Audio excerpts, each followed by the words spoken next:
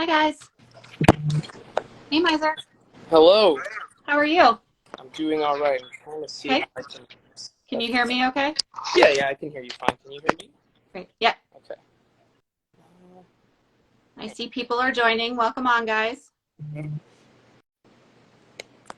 going to give a little bit of time so some more folks can join us and then we can get going. Did you get any questions direct to you or were you just going to work with the ones that I had? I got like one question from someone, Okay. but I can answer it pretty quickly, pretty easily. Okay. Pulling up on my drive right now on my computer some like old, Okay. so I can show some progression. Sure.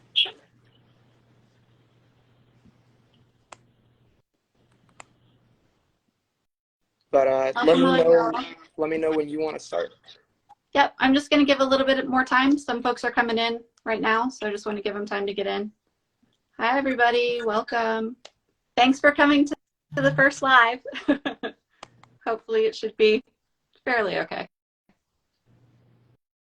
Okay.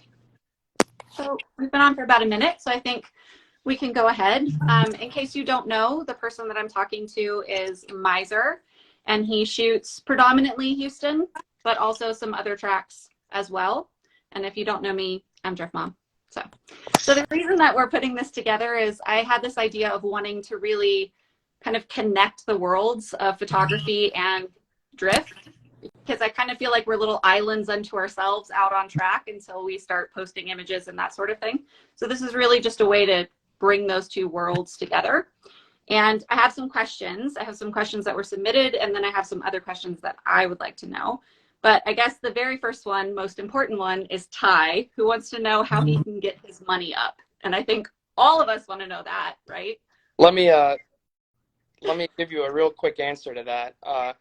Don't go into biology. Do not get a biology degree. That does not get your money up. Neither does being a yoga teacher, by the way. Go No. into a trade.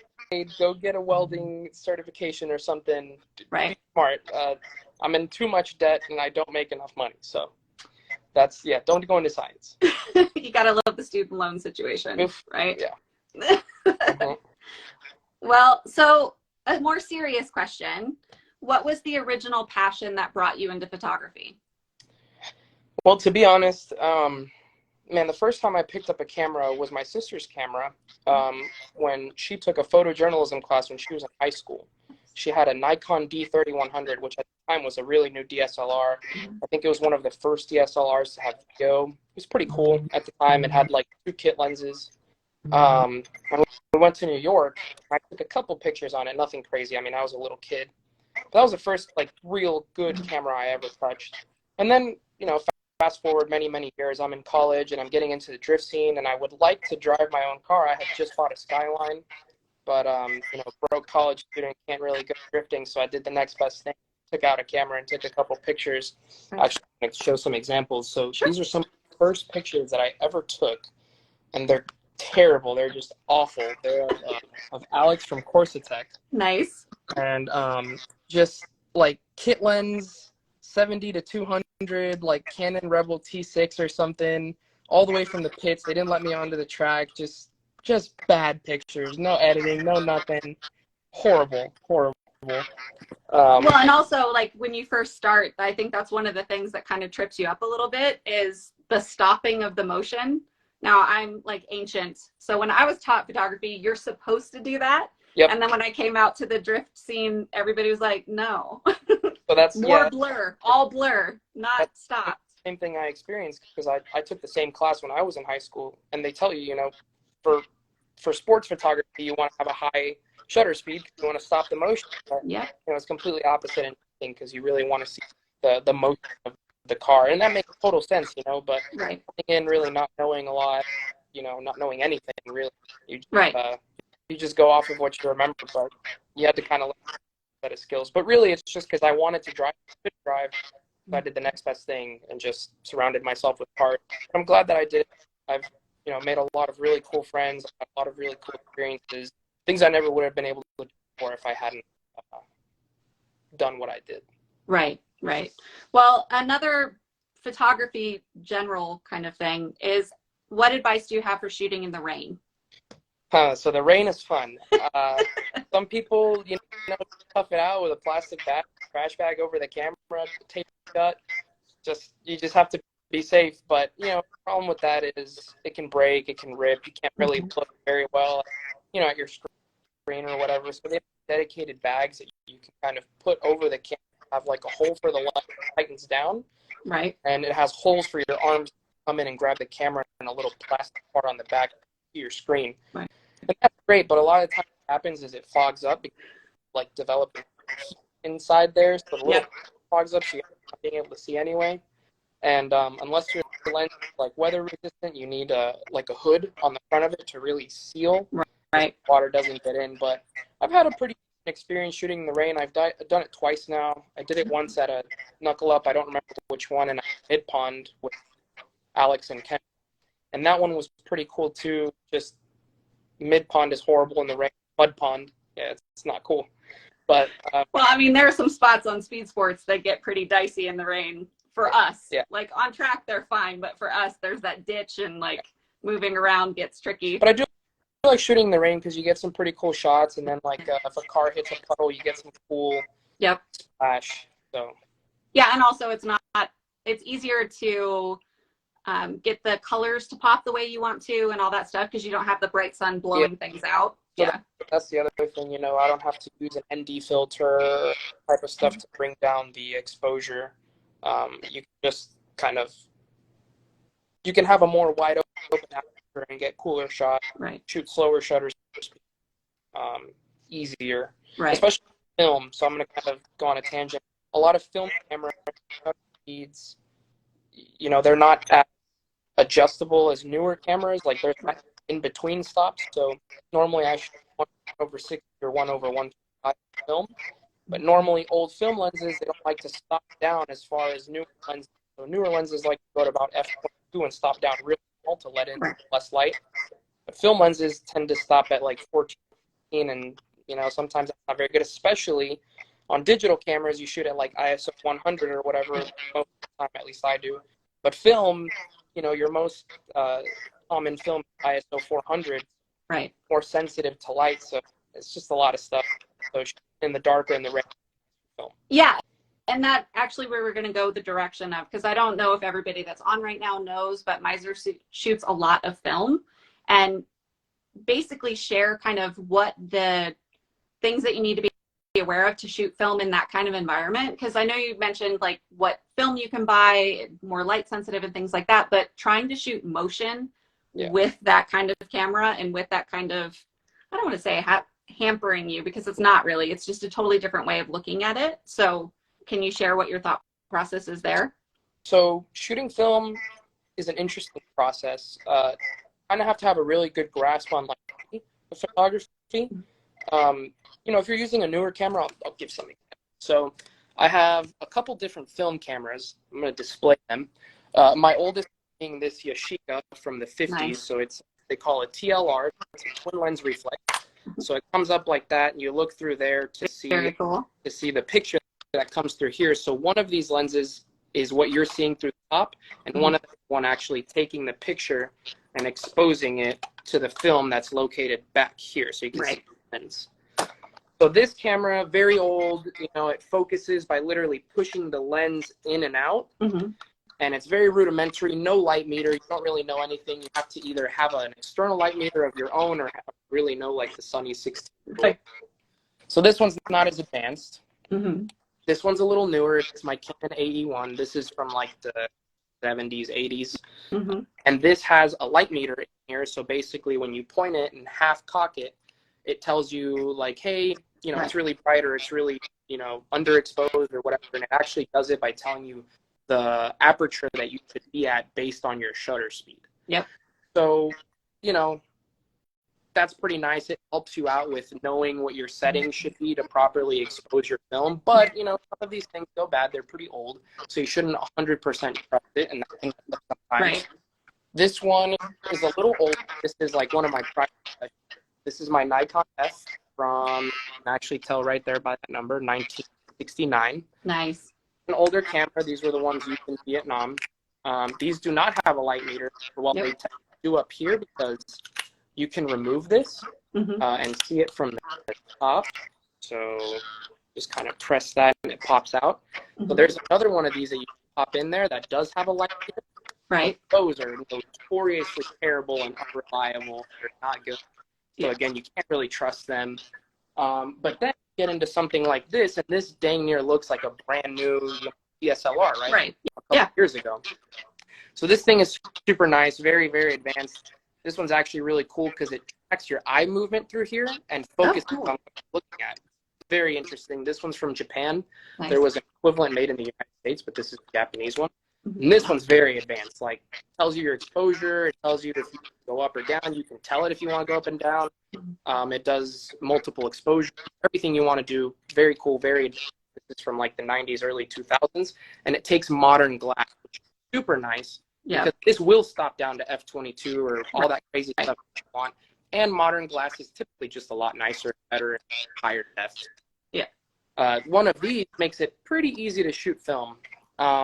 Usually, not to interrupt you, but usually when you're on track, you have multiple cameras with you. So how are you switching back and forth from ones that are, say, more advanced and more helpful to ones that are like, oh, I really got to do the math in my head where I need to be? Yeah, so at Polecat, which is where I most recently went in Tennessee, I literally had like a holster type thing, like kind of like, you know, cop ones where they had the two guns. Yeah. I had two cameras on me, so I had a digital one, and then I had my older film Canon, the AE1, and then I had the advanced film camera up here on my shoulder, and I had the Yashica on my neck.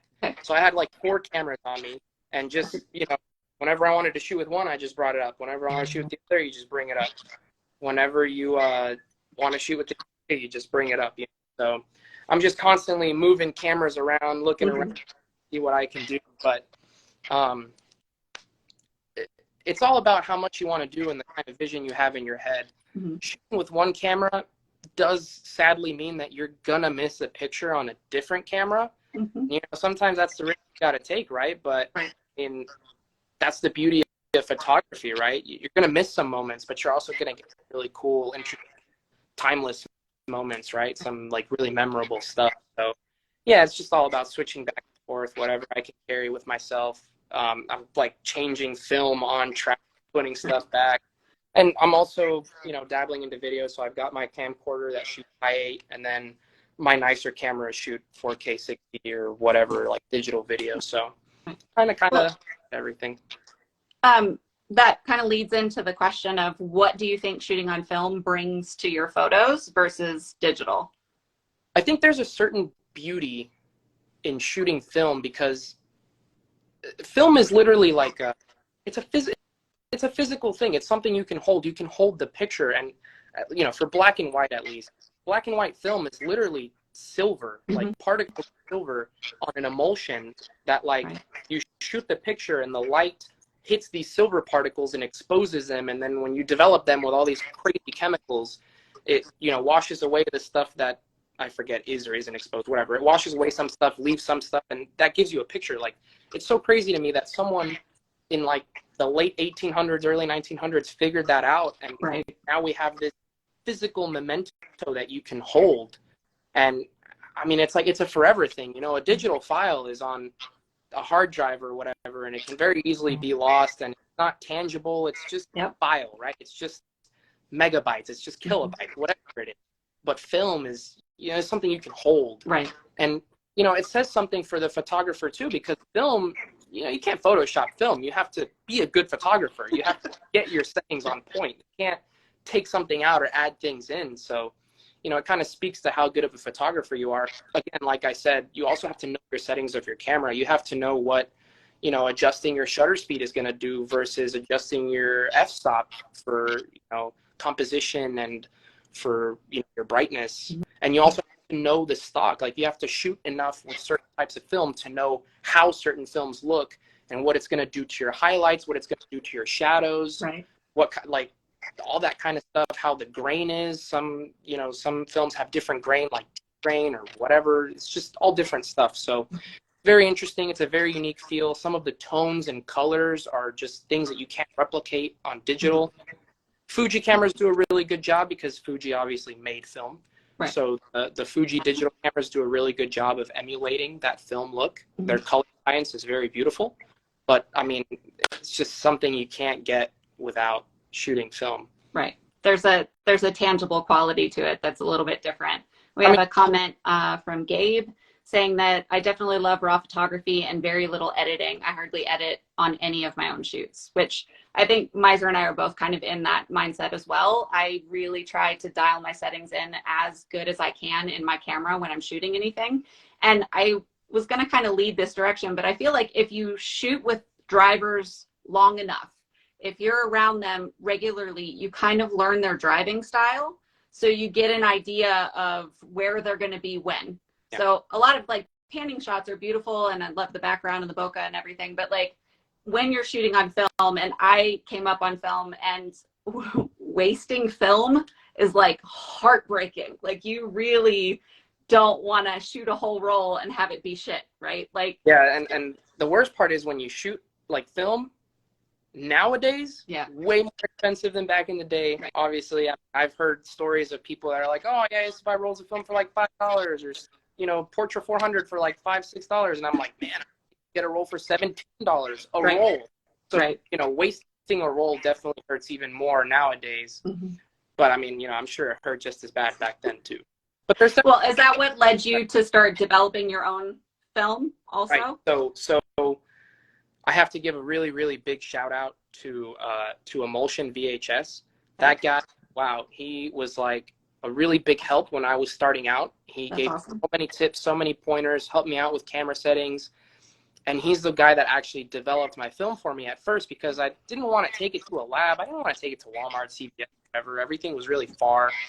So, he was like, yeah, I'll develop it for you. I'll scan it for you. Just pay me. And I was more than happy to pay him and support a fellow photographer, because he was shooting film too. Right. So he helped me out. He developed a couple of rolls for me. And then Cinestill, which is a brand that helps a lot with film shooters, they make specific chemicals that make it very, very easy to develop at home. So you buy one of these. Yep. Essentially, this top right here seals it from light, but keeps an opening so you can pour your chemicals in and out. And in here, you get 2 spools where you can put your film in. So essentially what you do is these spin. Yep. So you stick the film in through here, and you just sit there doing this in a dark bag. You have to put it in a dark bag, because if not, you're going to expose your film to light. So you roll these up, and in the dark, you put them back on this thing. You stick them in here, put everything back on. And Cinestill, at least with black and white, makes it very easy, because a lot of labs charge a little more for black and white because the way labs develop their film. They have big machines that you just stick the color film in there and it develops it automatically, but it's only for color film. Right. So black and white, they charge you more. But at home, Cinestill made a chemical that's all in one. You've got your developer and your Blix, which is the bleach fix, all in one. And you can do it at room temperature, which is crazy, because for color development, they have to be at 102 degrees on point, like 102. And you have to keep them there. Yeah. So black and white, room temperature, one chemical, that's it. Oh my God, so easy. So I bought that chemical, I started developing my own black and white film, but then I had to scan it. So then I bought a scanner from Best Buy, and I started scanning my own film. And from there, I was like, man, I'm just going to buy the color chemicals. And then I started developing my own film, because it's just, you're saving yourself so much money. Like the chemicals are $30. This thing right here is like $30. And once you make the initial purchase, you have it forever. So it just saves you so much money. I mean, this is, let me flip the camera. This is how much film I've developed at home so far. And there's a couple rolls missing that I've just thrown away. I opened them differently, and a couple rolls that Emulsion kept. But I mean, I've developed all of that myself at home, and I don't even know how much money I would have spent if I would have sent that out. I mean, just gobs of money. So it's helpful to do it yourself, purely just from a money standpoint. But there's also something to be said about the process of developing it. It gives you an even more personal connection to the pictures that you took. Right. I don't know. I just feel so much like immense pride when I finish developing rolls of film and I pull them out and I can see the pictures and I hang them to dry and I just stare at them like, this is sorcery, and I did it, and I pulled it off. Yeah, it's like mystery, right? You have no idea until you actually get the film rolls come out, and hold it up to the light to see what's even on there. Right? And even that, like, you pull them out and you see them and they're negatives and you're like, okay, cool, but does not really help me much. So then you finally stick them in the picture and you see the image and you're like, oh man, that's so much cooler than I thought. Or sometimes you get disappointed and you're like, I missed that shot, or I messed up my exposure. Right. You know, just, it's film. So many things could happen. That's the beauty of it. Yeah, totally. And, you know, everybody has this like nostalgia for film. That's why people love disposable cameras. That's why people love like the film filters on Instagram. And people love the light leaks, you know, on the edges. Like, there's a sort of nostalgia factor, and there's a reason people like it, because I think it's the best form of photography, but that's debatable. Yeah, I mean, especially in this kind of place, I think, because there is such the nostalgia for the older cars and that time period, and it kind of just connects everything together. It's like when I bring out the Polaroid, everybody's like, hell yes, I want a Polaroid, right? You have that thing that you can keep. And I feel like a lot of people don't print their digital photos as much. Like if you have film, you can scan it and it'll be on a computer, but you're much more likely to print it and have the actual thing at the end. And, you know, something that people don't really talk about, technically film is actually higher resolution than even the highest resolution digital cameras, granted that you have like a nice enough and high enough resolution scan. But technically film is higher resolution than digital. If you were to find like a 20/30 ISO black and white film, that means the ISO is how big the grains of silver. So the smaller the grain, you know, the more high def. If you have a really low ISO film, which is even what some like old planes use for reconnaissance in war, you find one of those and you shoot it correctly and you develop it correctly, that's like 300 or something, 500 megapixels equivalent. Can't get that on a 30 millimeter equivalent set. Now, that's 35 millimeter film, the small stuff. You go to like big medium format film, 6x6, you're talking way more megapixels. I mean, literally just insane amounts of resolution. Because of the way that it's shot. Then, I mean, you have even large format, right? Like those huge cameras, like you can shoot 8 with by the curtain over your head. 8 by 10, literally, like that blow up to print. You can shoot at 8 by 10 with certain types of film and cameras, but like that just blows my mind. It's the most high def thing you could possibly get. Yeah, totally. Okay. We did that one. Okay, so it's your turn. You said you had a question that came in. I did get a question. So Bleeding Syrup, his username, he said, what is like a good film camera, a good DSLR if you mainly shoot film, something along those lines? I would say it really depends on the kind of film camera that you're shooting with, or what film you're shooting with. One sec, let me go get a camera. Yep. While he's grabbing that, if any of y'all have other questions, you can pop them in there. I can see who's coming in and what's being said. So this is my Canon 81. This is an older, like I said, an older film camera. So you've got your settings up here. Right. Your aperture is right here. So that's your f-stop. Yep. And then you've got your focus right here, and, you know, pretty much everything manual settings. This is my girlfriend's Fuji X-T4. Okay. Settings are up here. Your shutter speed's right here. Your ISO's right here. Even your aperture is right here on the lens, which is very rare. Digital cameras don't really have aperture on the lens anymore. On like a dial back here. Fuji makes really amazing cameras if you are used to shooting older style cameras. I mean, look, essentially the same thing. Right. Yeah. So if you're coming from something like this, I would definitely say that Fuji is the way to go. Okay. Amazing colors, amazing looking camera. Because I mean, also you want something that looks nice, inspires you, right? Whatever you shoot is good. Yeah. So the Fuji camera, big recommendation. Amazing camera. Now, if you're coming from a film camera like this, something a little newer, you might want to pick up just a regular old newer camera, mirrorless or DSLR. Canon. I'm a Canon fanboy. I really like Canon. So this Canon EOS RP is essentially very similar to this EOS 5. They can even take the same lenses as long as you get an adapter, because this is a mirrorless camera, different lens mount. Or even like yours, you have the 5D Mark IV. Yep. The 5D Mark IV literally take this exact lens and they're just completely interchangeable. Yeah. So if you shoot on something like this, anything essentially is going to be exactly what you want. Right. But honestly, you don't really have to get anything special. Whatever gets you to go out and take pictures and shoot, that's what you need to be shooting with. Totally agree. Totally agree. And also you'll kind of find your rhythm once you start, right? Because there's a lot of, and it's probably the same with drift teams and vehicles and all that stuff, is that Canon people are Canon people, Nikon people are Nikon people. Like you have this divide, and most don't kind of go back interchangeably, right? Especially Canon and Nikon. Oh, those are the two, like. Canon and Nikon has a rival. Although I have to say, when it comes to film cameras, I'm a Nikon guy. When it comes to normal digital camera, I'm a Canon guy, or Fuji. Yeah. Gabe said Canon 800D is what he uses, and it does the job for him. Yeah, yep. I just upgraded. So I was shooting for 2 years at drift events with my 7D, and that's what I had, and that's what I was using. The lenses I already had. I just upgraded this year to the 5D Mark IV, and that was like a big conversation. Mizar and I talked about this, about the benefits of mirrorless, and then, you know, do you stay with the DSLR? And for me, I know my camera like the back of my hand. I don't need to see it to change the settings. I know where everything is. So when I looked at the back of the camera, I was like, oh, that one's the most similar. So I don't want to waste the time digging around. I'm just going to go with the one that gives me what I'm used to, but is just a little bit better.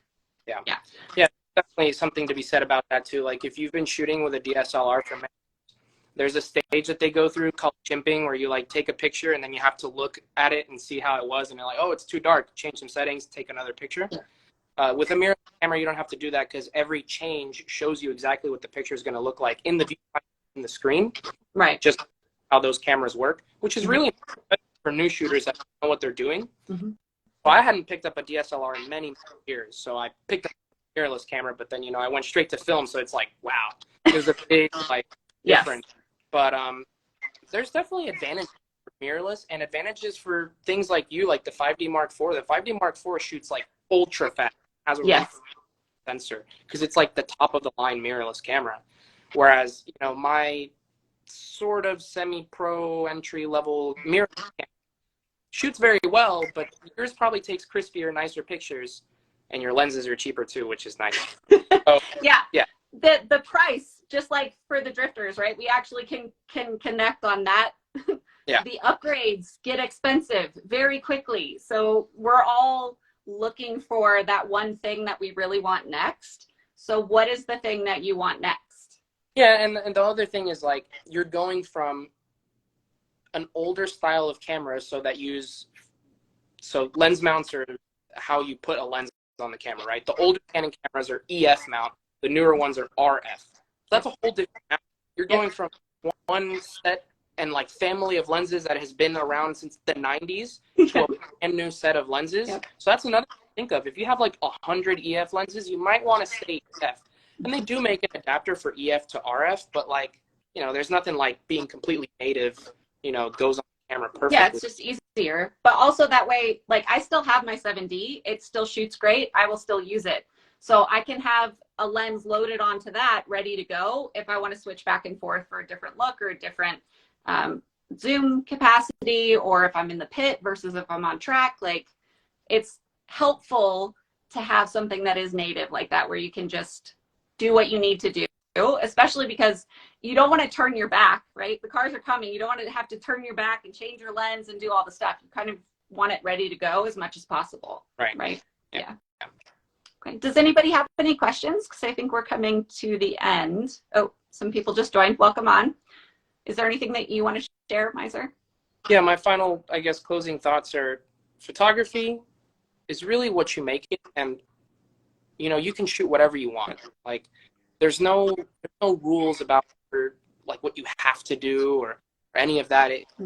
Whatever you want, you can shoot whatever you want, man. Like, you can shoot insects, landscapes, to the moon. Like, it doesn't matter.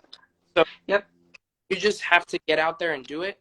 Now, I'm a bit of an elitist, right? So I'm like, no Photoshop, no taking things out. Like, I'm okay with Lightroom because there's a lot of things you do in Lightroom, you do in a dark room when you're like printing a picture.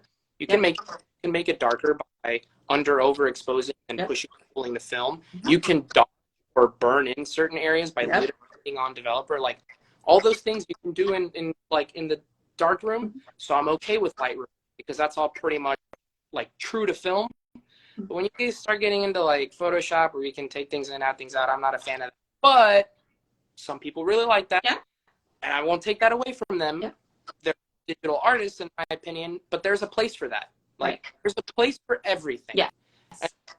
But again, all it is do whatever you want. Do whatever you like. There's going to be people that like what you do, and there's going to be people that hate what you do. And, like, whatever. Who cares? Right. I mean, they're not paying for my camera, so I'm just going to do what I want. Well, and even the type of camera notwithstanding, this past weekend I was at Easter Drift, and another photographer was standing next to me, and we were shooting the same thing on the same camera with the same lens, but our settings were totally different because I was looking for something a little bit more moody and a little bit darker, and he was wanting it a little bit more true to the light that was available and that kind of thing. So even from then, it doesn't have to be this idea that there's only one good way to shoot, only one good camera, only one good setting, whatever. It's all about playing around with it because you never know what you're going to get, honestly. Even with digital, sometimes cameras just have a mind of their own and just stop, you know? Yeah, photography is really fun to just experiment with. And, you know, that might have been harder to say in the days of film, but especially with cameras where it's just space, you can just delete things and you don't have to film. Like, just do it. Like, who cares? Just take the picture. Yeah. Even if it's weird, even if it's experimental, just do it, you know? Totally. And I agree with you. I tend to have a moodier type of look that I like. When I shoot digital, I always go about one stop dark. Yep.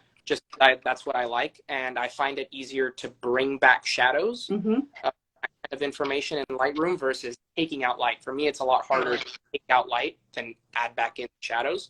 So I tend to shoot dark. But, you know, some people don't like to do that, and that's fine. Whatever works for you. Everybody has their own editing style and shooting style, and that's perfectly okay.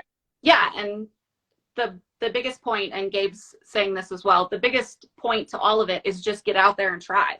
Because you might find that when you're out there, what you really like to shoot is pit photos, not actually motion.